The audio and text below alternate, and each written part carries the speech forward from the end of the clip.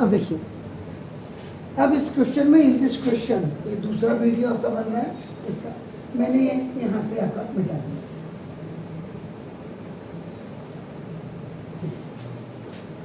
अब देखिए आपका यहाँ पे क्या चीज़ आपको देखने को मिलती है, क्या इंफॉर्मेशन आपके पास है, ये उसी क्वेश्चन को हम यहाँ पे देखने की कोशिश कर रहे हैं।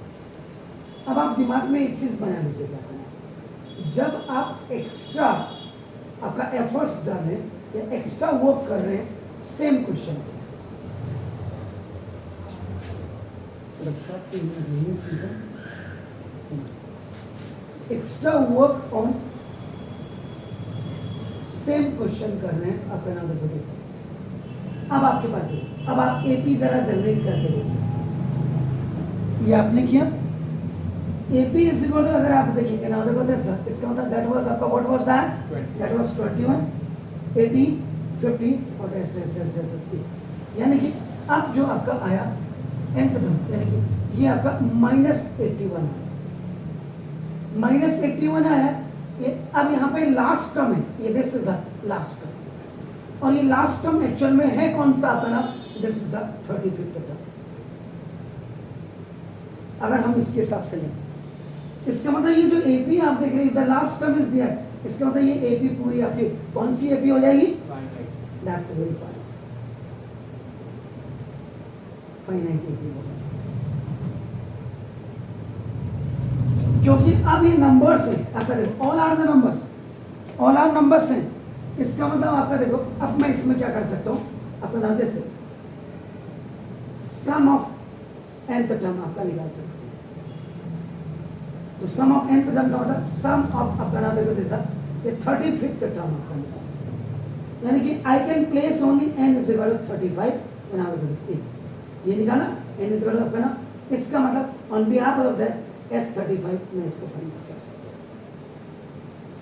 यहाँ पे आपके पास दो सिचुएशन आपके रख सकते हैं, एक तो क्योंकि हमारे पास ऑलरेडी आपका क्या फाइनाइट एपी बन गया है, तो ना फाइनाइट एपी बन गया, आप देखो यहाँ पे सम ऑफ nth टर्म आपका Sn is equal to n/2 a plus an हम रख सकते हैं। Clear sir? ये आपका अब an रख दिया, बना दो S35 is equal to 35/2, a आपके पास कितना है सर 21, और प्लस ये कितना है सर, लास्ट टर्म जो आपका an है आपका कितना है, क्लियर है सर? ना देखो S35 इस इक्वल आपका देखो 35/2 और 21 प्लस माइनस का, ठीक है sir. S35 is equal to 35/2, ये यहाँ माइनस में आएगा, 81 में से आपका, because this is more than that, तो 1 में से 1 क्या आपका 0, 60 30 सा हो गया सर, ठीक है। S35 is equal to minus आपका देखो ये 0 होगा, 3 5 50 105, यानी कि अब यहाँ से अगर आप इनको जोड़ेंगे 21 प्लस 18 प्लस 15 प्लस आपका देखो 12 आपका प्लस 9 प्लस 6 प्लस 3 प्लस 0, और उसके बाद फिर -3 आपका -6 -9 माइनस आपका -9 -12 -15 -18 -21 -24 ऐसे -27, ऐसे आप यहाँ तक ऐड करेंगे तो ये आपका आएगा -1050। अब मेरा आंसर क्या सही है, क्या मैं इसको इनफाइनाइट एपी के सम से भी लगा सकता हूँ? इनफाइनाइट एपी का जब मुझे सम निकालना होगा उस समय में n इज इक्वल टू मैं आपका 35 रख रहा हूँ, लेकिन फॉर्मूला मैं चेंज कर रहा हूँ, सम ऑफ n का टर्म आपका Sn is equal to n/2 2a plus n - 1 into d, S आपका 35 इससे बड़ा देखो 35/2 2 इंटू आपका कितना होगा सर 21 प्लस आपका 35 - 1 और इंटू d कितना है सर माइनस कॉमन डिफरेंस है, ऐसा ठीक है। तो ना S35 ऐसे 35/, दिस इज आपका कितना होगा 21 तो जा, ठीक हो गया, और ये प्लस आपका कितना हो गया सर, दिस इज 34 और इंटू आपका देखो minus, am right. S35 is equal to this is 35/2 and this is 42 plus minus का माइनस, तो 3 4 जा 12 और 102 am I right sir? S 35 is equal 35/2 और 102 में से ये गया तो कितना हुआ? माइनस का 60।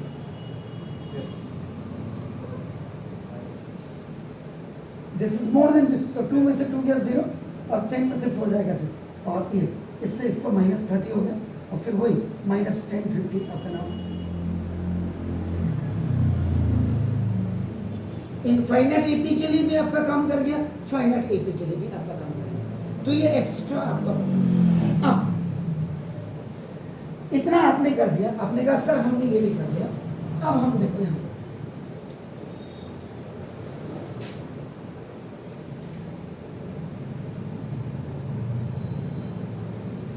क्योंकि इसमें आपका क्या है, अब आपके पास 35 टर्म ये हुई है लास्ट स्टेप, इसको हटा दोगे तो इनफाइनाइट बन जाएगा।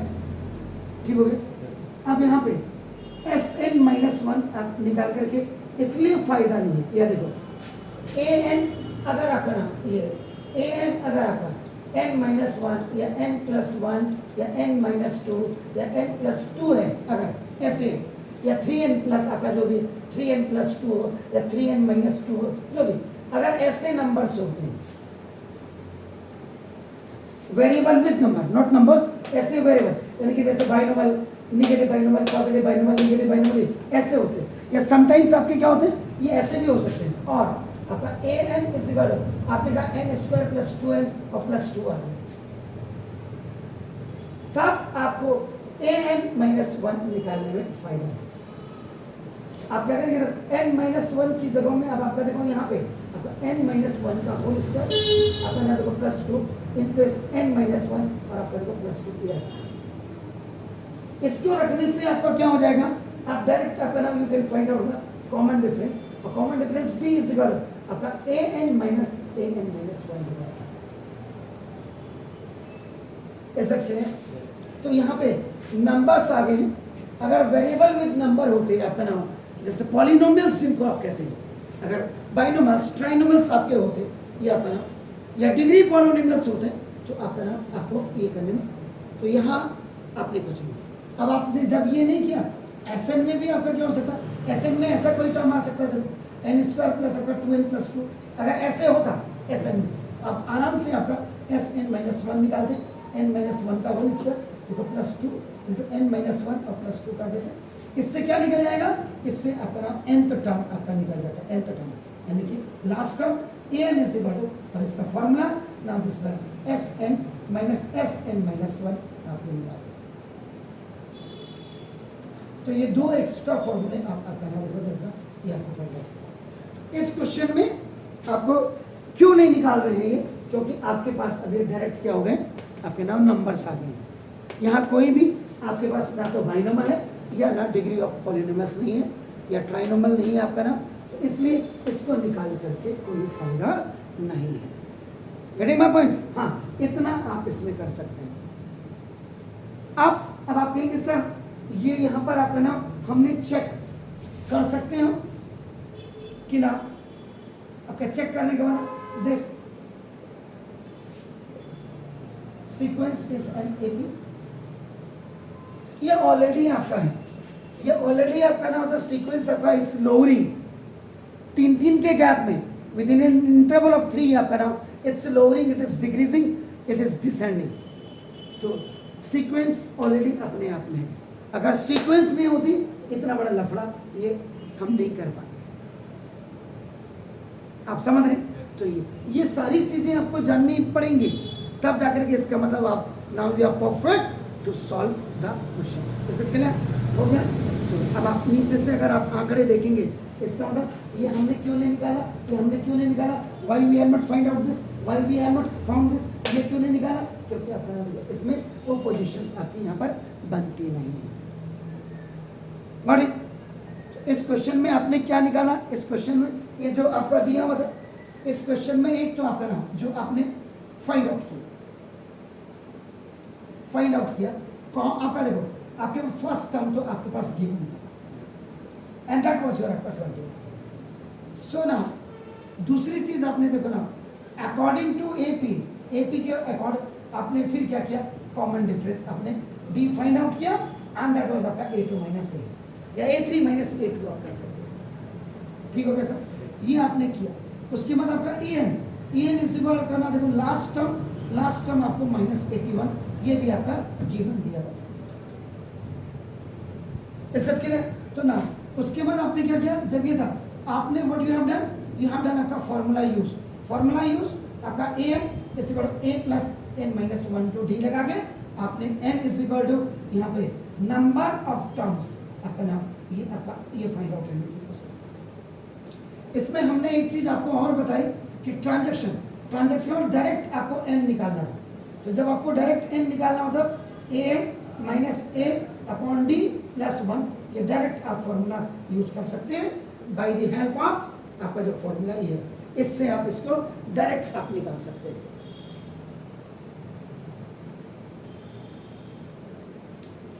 गॉट इट सर, आपने निकाला, आपका काम हो गया, ये हो गया। इसके बाद जो हमने एक्स्ट्रा करने की सोची इस क्वेश्चन में, in this question only,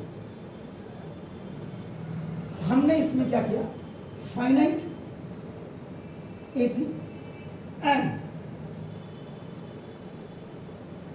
infinite AP के लिए अपना सम ऑफ nth टर्म का फॉर्मूला यूज करके n इज इक्वल टू हमने 35 रख करके S35 की वैल्यू हमने फाइंड आउट की, जो आपका 10 50 माइनस का ये था। और Sn का सम ऑफ nth में ये फॉर्मूला कब लगता है, जब आपका फाइनाइट AP होता है, और ये फॉर्मूला आप कब यूज करते हैं, जब आपके पास इनफाइनाइट AP होता है। तो ये आपके दोनों, ये जितने भी आपके बच्चे होते हैं आपके साथ जुड़े हुए, ये आपका इनको ये जानना जरूरी है। अभी तो आपकी एक्सरसाइज हमने NCERT की शुरू नहीं की, लेकिन इतना आपको एक्सपर्ट हो जाना है कि जब आप इसकी एक्सरसाइज को खोलें तो आप आपका धुआं बना दें आप पूरा चैप्टर का। Is it clear? Please do it. Thank you very much. Now do it please.